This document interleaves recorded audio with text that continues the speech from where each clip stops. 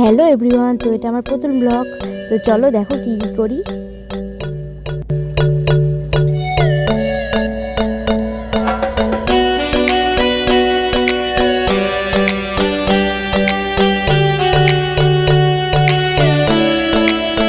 তো সকালের কাজকর্ম সেরে স্নান দান করে পুজো আমার হয়ে গেছে, এবং স্নান টান করে তো একটু রোদে বসলে হয় না, কেননা শীতকাল।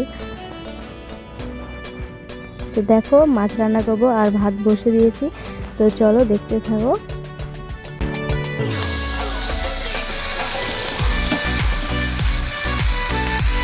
করেছি হচ্ছে ভাত, আলু ভাজা আর মাছের ঝোল।